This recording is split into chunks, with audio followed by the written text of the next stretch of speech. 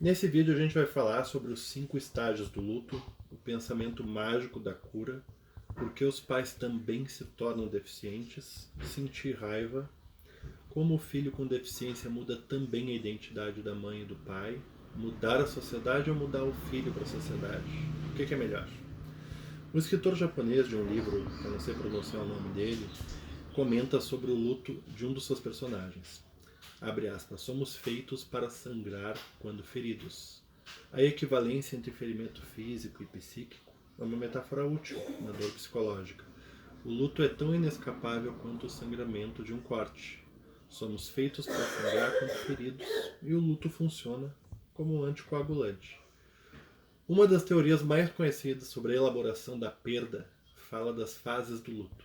Os 5 estágios da perda, como propostos por Elizabeth Ross em um livro de 1969, On Death and Dying, sobre a morte e o morrer, seriam negação, raiva, negociação, depressão, aceitação. Segundo a autora, não há prazo para o cumprimento de cada fase. Não há ordem e tampouco a pessoa enlutada atravessará todas as fases na periodização proposta. O luto é um processo pessoal e cada um vai vivenciar ele da sua maneira. Receber o diagnóstico da deficiência de um filho é um processo de perda. O atestado médico que inscreve o diagnóstico do seu filho é, em sua concretude, também um atestado de óbito do filho sonhado. A morte do futuro imaginado da família, como se idealizou, gera luto. Nos dias que se seguem ao diagnóstico, dificilmente os pais serão capazes de ver a deficiência do filho como uma aterrissagem acidental, por exemplo, sei lá, na Holanda.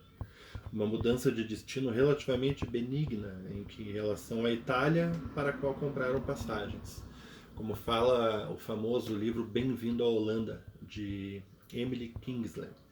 Talvez o texto mais recebido por pais que se deparam com a deficiência de um filho. Não importa quantas pessoas tentem mostrar que há alegria no mundo da deficiência. Não importa quantos amigos bem intencionados enviem mensagens com palavras de encorajamento. Quando meus 2 únicos filhos eles foram definitivamente diagnosticados com autismo, eu tomei a iniciativa de conversar com outros pais de autistas, pais gentis, que mesmo sem me conhecer, abriram o coração e têm ajudado até hoje. Nesses dias confusos, recorri a várias fontes sobre o assunto. Li o inevitável Bem-vindo à Holanda, que citei aqui, o guia para os primeiros 100 dias da Autism Speaks, vários blogs, livros, posts de Facebook. Foram muitas noites acordados diante do computador buscando respostas, procurando identificar causas, travando o primeiro contato com uma míriade de tratamentos disponíveis. Tentando ter um vislumbre do que seria meu futuro, tentando negociar minha própria perplexidade. Uma das coisas que um diagnóstico de deficiência rouba é aquela crença essencial, aquele pressuposto em cima do qual se constrói a vida. Se você fizer tudo certo, tudo vai dar certo. Nem que seja lá no final, mas vai dar certo. Necessitamos acalentar algumas ilusões para navegar esse mundo. Precisamos manter alguma espécie de crença em que o universo tem uma lógica, em que há uma justiça e que de repente o acaso tira o chão debaixo dos seus pés. Um filho com deficiência, justo para você que fez tudo certo, é quase inevitável manifestar a reação típica da segunda fase do luto.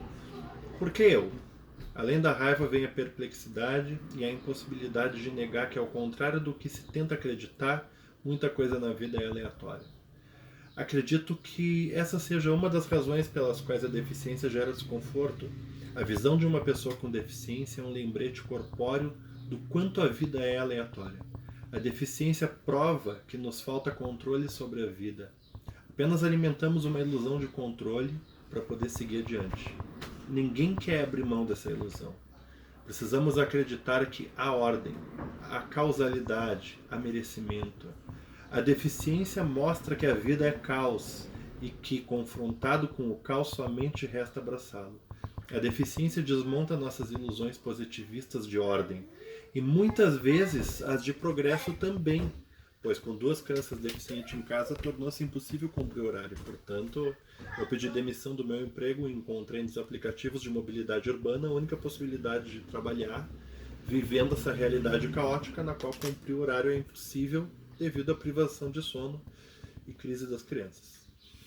É quase inevitável que ao comentar sobre o luto do pai de criança deficiente, algum pai de criança típica retruque que todos os pais têm de fazer as pazes com a perda do filho idealizado, que esse é um processo comum à paternidade. O que até é verdade, mas também não é. É como se o pai de uma criança típica estivesse jogando um videogame. Começou a partida no nível 1, passou para o nível 2 e foi subindo uma progressão lógica, passível de ser acompanhada sem esforços extenuantes ou até mesmo habilidades extraordinárias. Uma partida jogada de forma projetada por quem desenhou aquele videogame. Já o pai de uma criança com deficiência começou a partida diretamente no nível 5897 sem passar por qualquer dos níveis anteriores. Estamos todos jogando o mesmo videogame? Estamos. Mas certamente estamos atravessando experiências muito diferentes. Por isso precisamos de políticas públicas e do apoio da sociedade, da comunidade, da família e dos amigos. Em uma palavra, de inclusão.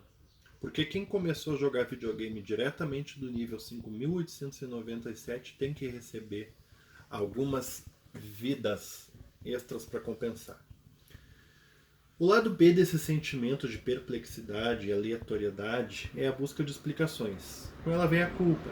O que terei feito de errado para que isso me acontecesse? Nós pais somos acostumados a uma convivência íntima com a culpa e começamos a procurar por algo errado que tenha feito desde a gravidez, em que falhamos com os nossos filhos antes ou depois de eles nascerem. Se não encontramos, ampliamos a busca. Começamos a buscar qualquer equívoco que tenha cometido na vida para nos culpar. Buscamos em nós uma culpa que não nos compete. Nada disso é novo. A visão da doença e da deficiência como um castigo divino, é uma das metáforas mais antigas da enfermidade. Lidar também com a visão de que o autismo em si não é doença, mesmo sabendo que as manifestações dele, como seletividade alimentar severa e transtorno do sono, podem causar doenças graves e até mesmo letais. Meu filho Pedro, por exemplo, não come e não dorme bem. Isso desde sempre. Nesse aspecto, um diagnóstico de autismo, como o que os meus 2 filhos receberam, é particularmente duro, porque se trata de uma condição de causas desconhecidas. Existem tantas e tantas hipóteses e correlações quanto você queira escutar ou escolher.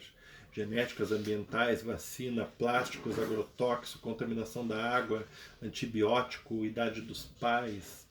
E aos pais de autistas reza fazer as pazes com a ausência de explicações, o desconhecido, a aleatoriedade.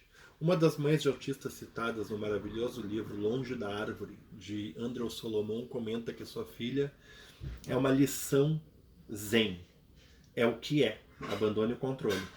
O desconhecimento sobre as causas reais não gera apenas hipóteses plausíveis ou fantasiosas de maior ou menor valor científico, milenares ou sem precedentes.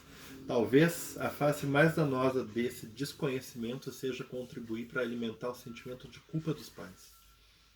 Antes da raiva, da perplexidade, da busca de respostas, o pai que recebe um diagnóstico lida com a inevitável fase de negação e muitas vezes é ajudado em seu desejo de negar pela dificuldade em diagnosticar, pela aridez da tarefa de distinguir entre o que é o tempo do desenvolvimento individual de cada criança e o que é sintoma de autismo. É compreensível o desejo de aferrar-se ao filho idealizado, ao caminho traçado pela sociedade normal. Intuitivamente sabe-se que qualquer caminho alternativo será mais pedregoso. Daí o desejo de andar pelo caminho que a sociedade escolheu pavimentar. A mim, por exemplo, não faltaram especialistas para alimentar minha negação. Meu filho Pedro recebeu um pré-diagnóstico nos pantanosos termos do pode ser que sim, pode ser que não.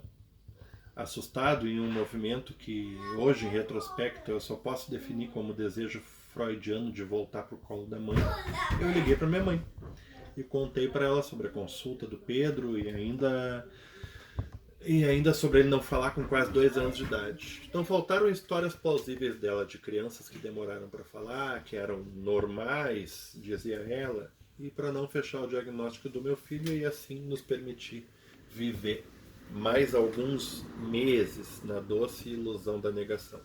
Afinal, seria normal um atraso de fala em uma criança que não vai para a escolinha, por exemplo. Até o pediatra disse isso. Ademais, meu filho era e é carinhoso, detesta ficar sozinho, olha nos olhos. Como ele poderia ser autista? Questões sensoriais, como a que levou meu filho a só ingerir comida sólida com mais de 2 anos de idade, foram acreditadas a uma forte alergia alimentar que foi detectada ainda bebê.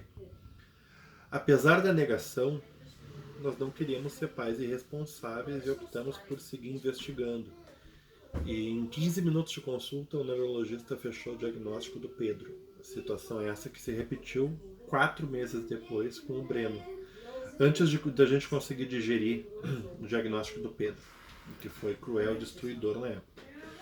Tínhamos atestados de óbito dos 2 filhos imaginados. Isso não aconteceu há 20 anos. A gente está falando aqui de novembro de 2019. E não pensem que meus filhos hoje, um com 6 anos e outro com 4, apresentam um autismo leve. Brena não verbal, não fala, não aponta e nem tenta falar. O Pedro aparentemente entende tudo, tenta falar, mas não consegue produzir fala. Digo tudo isso em parte para conscientizar, para que as pessoas que não têm um filho com deficiência possam ter algum contato com a nossa história e assim consigam desenvolver um pouquinho mais de empatia. Em maior parte, também, para alcançar outros pais de crianças com deficiência. Para dividir, para dizer a eles que não estão sozinhos, que para tentar o que for, por experiência própria, sei ser impossível auxiliá-los nesse processo de luto. Durante o pós-diagnóstico, outros pais me disseram coisas úteis e gentis que simplesmente não conseguiam ouvir na época. Não estava preparado para ouvir. Só agora, em retrospecto, reconheço e escuto. O luto é um caminho inexoravelmente pessoal. Nós, pais, há mais tempo nessa estrada, conversamos para acolher, para tentar confortar, para estar presente, semelhantes ao que se faz quando um amigo perde um parente querido. Há poucas semanas, um amigo meu me telefonou comemorando que seu filho, cujo desenvolvimento atípico levantava suspeitas de autismo, fora diagnosticado apenas com atraso de fala. Disse que não era autista. Eu sinceramente espero que os médicos estejam certos, mas eu não posso evitar uma terrível sensação de déjà vu. Né? Hoje sei que esse é o caminho dele, pessoal, intransferível, como a relação dele com o filho dele. Então eu limitei-me a dizer que ótimo. E reforcei que, se ele precisar, eu estarei aqui para o que der e vier. Uma autora da qual não me recordo o nome agora, mas vou deixar anotado aqui na descrição do vídeo, escreveu O Ano do Pensamento Mágico. O livro retrata o primeiro ano, desde a morte repentina do seu companheiro, também escritor. Honesto escritor de forma a lançar luz sobre uma experiência emocional tão profunda. O Ano do Pensamento Mágico transformou-se instantaneamente em um clássico sobre o luto e a perda. A invocação do pensamento mágico nos leva diretamente ao terceiro estágio do luto, segundo a periodização proposta por Ross. A fase da barganha, da negociação. A autora conta não conseguir jogar fora ou doar sapatos do seu falecido marido sempre que tentava fazê-lo, era acometida pelo pensamento de que ele precisaria dos sapatos quando voltasse. O pensamento mágico é uma maneira de se apegar à ilusão de controle, à possibilidade de modificar ou reverter um evento traumático. Se eu não jogar fora os sapatos, John voltará. Desculpa, entrou mensagem. Se eu encontrar o médico certo, pode ser que eu consiga curar meus filhos. Se eu encontrar a terapia certa, se meu filho seguir a dieta certa, se eu tomar o suplemento certo. Não é meu intuito fazer o autismo desaparecer da vida deles. Criei a campanha Me Ajude a Falar para ajudar meus filhos a desenvolverem o máximo das suas potencialidades. Afinal, era isso que faríamos se tivéssemos tido filhos típicos. E pagaríamos as melhores escolas, daríamos a melhor educação possível, financiaríamos cursos e viagens. Mas é importante destacar que com filhos típicos, tudo isso pode ser feito ao longo de, sei lá, uns 15 anos de vida da criança. E que o investimento é muito menor e dividido nesse tempo, né? Que o valor cobrado mensalmente por uma equipe multidisciplinar especializada. E foi somente esse ano que foi criada a campanha Me Ajude a Falar. Então, o luto se transformou em luta. E falando em luto, o luto é um processo dos pais. É uma questão de resolver entre os pais e seu filho, seu filho esperado, para sempre perdido, né? Enquanto os pais seguem enredados na dor e na perda do filho real, filho recebido, diferente do filho idealizado, segue ali, esperando amor, esperando carinho, esperando terapias indicadas pelo neurologista e formando sua primeira imagem de si e do que vê refletido nesse espelho primário e essencial que são os pais. Solomon, em conferência na série TED Talk intitulada Amor Não Importa Como, distingue amor e aceitação. Segundo Solomon, o amor dos pais pelo filho que caiu longe da árvore é incondicional. Já a aceitação necessita de tempo.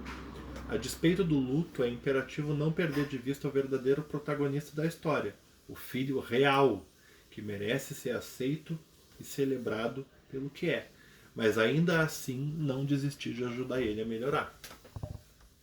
Nesse processo de elaborar o luto, lamentamos não apenas a perda do filho imaginado, mas também a perda do pertencimento a uma comunidade majoritária, a comunidade do sem deficiência.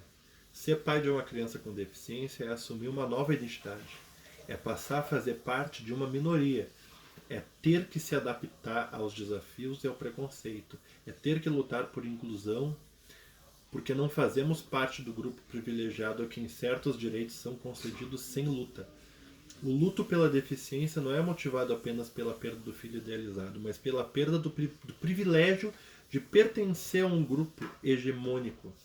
A questão da autopiedade também, aqui é disso que se trata. A autopiedade pode ter sido confrontada com uma experiência de paternidade mais desafiadora do que se esperava. A autopiedade por haver deixado de pertencer a um grupo hegemônico, a autopiedade pode ter tido atingido pelo que há de aleatório na vida. Nas fases do luto, essa seria a quarta, a depressão. É comum ouvirmos que devemos nos permitir o luto, a sociedade autoriza a vivenciar esse período de perda. No entanto, essa mesma sociedade não autoriza, ao menos que com a mesma clareza, aceitar incondicionalmente o filho que lhe foi dado. O pai de uma criança com deficiência recebe mensagens contraditórias o tempo inteiro. Enquanto é admirado e cumprimentado por aceitar e amar seu filho, também é forçado a brigar por inclusão e aceitação nas instâncias mais elementares, desde sair para a rua, frequentar um restaurante, ou até mesmo conseguir matrícula para uma escola ou cobertura do plano de saúde. Em um exercício de utopia, pergunto: e se a sociedade, em vez de autorizar o luto, autorizasse a aceitação? O luto por um filho com deficiência é também a expressão do preconceito que nós, pais, internalizamos. É um reflexo da visão de que a sociedade capacitista nos incutiu sobre a vida com deficiência. Equivalência entre deficiências e tragédia. Impossibilidade da pessoa com deficiência viver uma vida plena, deficiência e felicidade como experiências inconciliáveis. O pai de um filho com deficiência precisa se livrar de todo o arcabouço de conceitos para chegar a aceitar e valorizar o filho que teve. Esse processo de desconstrução inevitavelmente passa pela desconstrução de outras noções apresentadas como naturais e imutáveis. Tipo assim, o que é normal? Seria normal o conceito estatístico que reflete a maioria numérica ou simplesmente um molde que se construiu com o desejável? Se somarmos as minorias classificadas como desviantes, negros, gays, transgêneros, pessoas com deficiências e até mesmo mulheres, veremos que, na verdade, o excepcional constitui maioria.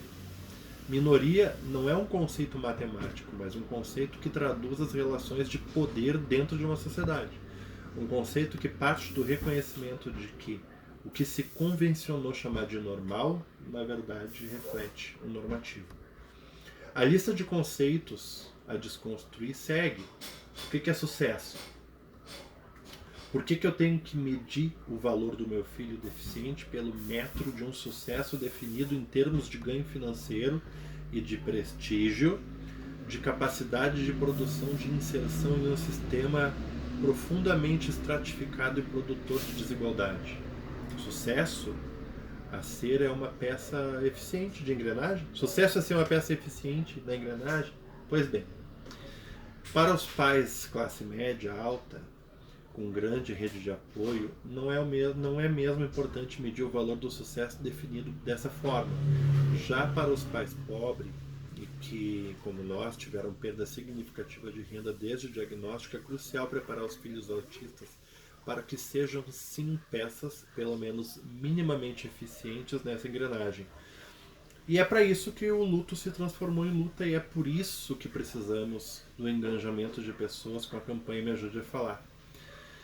O que é dar uma contribuição para a sociedade? A única contribuição possível é inserir no sistema de produção uma existência que reafirme que o valor do ser humano deve ser medido pelo que ele é e não pelo que ele produz. É lindo e utópico. Preciso, com as terapias, garantir que eles sobrevivam e sejam adultos funcionais. Se a sociedade não fosse capacitista, talvez soasse razoável antes de ter um filho. Permitir a hipótese de alguma deficiência fizesse parte do nosso horizonte mental. Afinal, deficiências são variações que sempre existiram na história humana.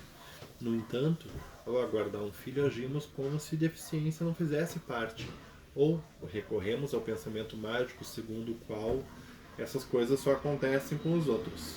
E por pensar assim, nós não estávamos preparados, não estávamos prontos para bancar terapias dentro do prazo em que serão eficazes.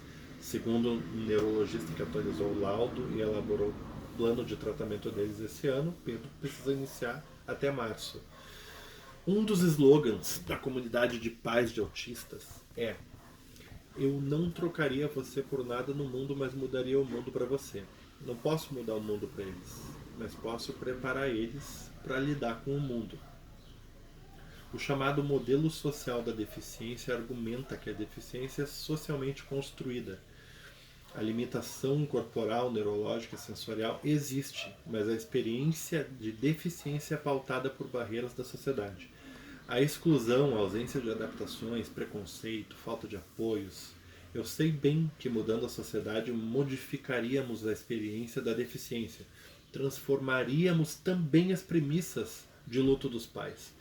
Tenho refletido sobre a conveniência de canalizar a energia, muitas vezes desperdiçada em um longo período de luto, ou em tentativas de adequar nossos filhos ao estreito molde do normal para mudar a sociedade. Mudar a sociedade é a escolha mais acertada, eu sei disso. Se eu pudesse escolher entre isso e essa corrida desesperada para as terapias, certamente eu escolheria mudar a sociedade. Mas mudar a sociedade pode levar décadas, e às vezes até séculos. É melhor e melhorar a vida dos meus filhos para que sobrevivam à sociedade do jeito que ela é, vai levar no máximo 1 ano de terapias, e às vezes até menos, às vezes até meses. É possível encontrar significado na vida com 2 filhos com deficiência, mesmo na vida ao lado de filhos que apresentem um comprometimento mais severo, como é o meu caso. Nas palavras de Solomon, é surpreendente quanto é possível encontrar quando tudo parece dar errado. Aprendi a desafiar a noção de errado, aceitei que a mim não coube aprender a amar dessa forma estranha, um amor traduzido para outro sistema operacional. É o que é. Entou essa frase como um mantra para aceitar meus filhos, como quem reza uma oração de serenidade. Aceitar aquilo que não se pode mudar, ter coragem para mudar o que for possível e sabedoria para discernir entre essas duas coisas. Fazendo uso dessa sabedoria, é o que é, não se aplica à sociedade. Às vezes sinto raiva, sim. Não como o segundo estágio do luto, mas porque somos humanos e imperfeitos. Mesmo com toda a aceitação e amor, haverá momentos de raiva, dor, cansaço e desânimo. Tento abraçar esses momentos também e fujo da ditadura da felicidade.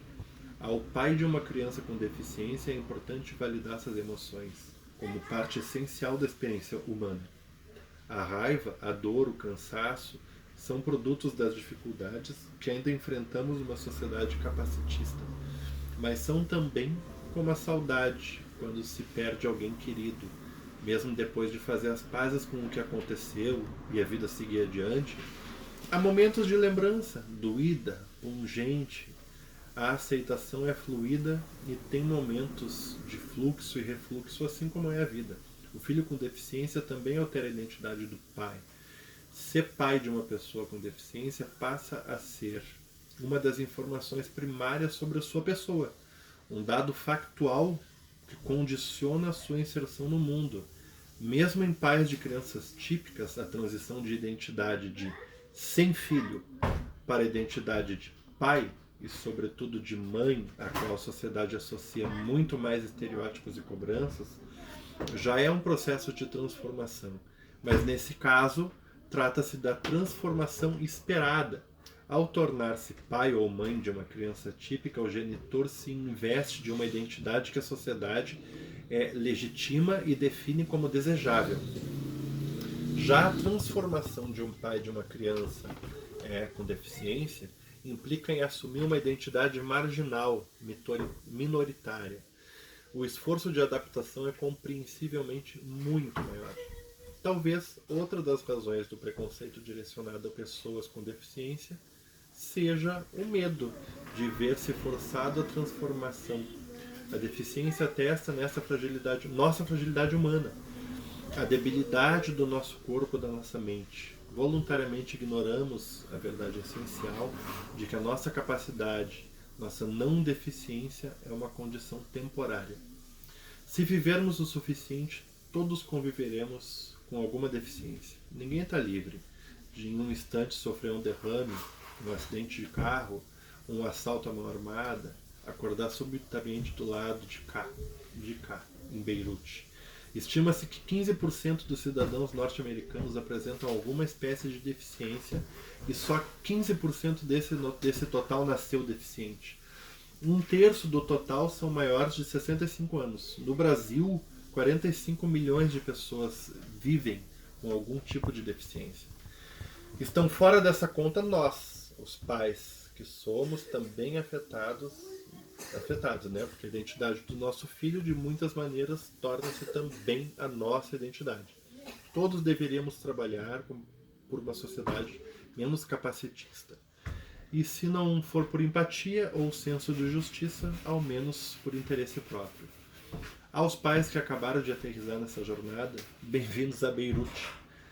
Faço votos de rápido progresso nas aulas de árabe, que vocês possam encontrar seu novo normal e se adaptar a funcionar em um outro sistema operacional totalmente diferente, com o mínimo sofrimento. Em que não demorem tanto quanto eu demorei para perceber que não existe tratamento adequado no SUS. E que devem iniciar uma campanha, ou, se tiver uma casa para vender, vendam ela. Se eu tivesse uma casa para vender, eu já teria vendido e a campanha jamais teria começado e você não estaria me assistindo nesse vídeo. E já que você está aí e eu aqui, e que junto possamos ajudar de alguma forma, e que vocês encontrem em mim a sua turma, a imensa, maravilhosa e generosa comunidade de pais expatriados em Beirute, assim como vocês. Vocês verão, uma das coisas que o acaso nos dá são os melhores amigos que jamais imaginei ter. Se assistiu até aqui, acesse o site dos meus filhos, me ajude como puder, deixa nos comentários as tuas opiniões sobre esse vídeo. Eu adoro receber comentários, leio e respondo todos. E acesse o site lá, meajudeafalar.org. Muito obrigado para quem assistiu até aqui e até o próximo vídeo.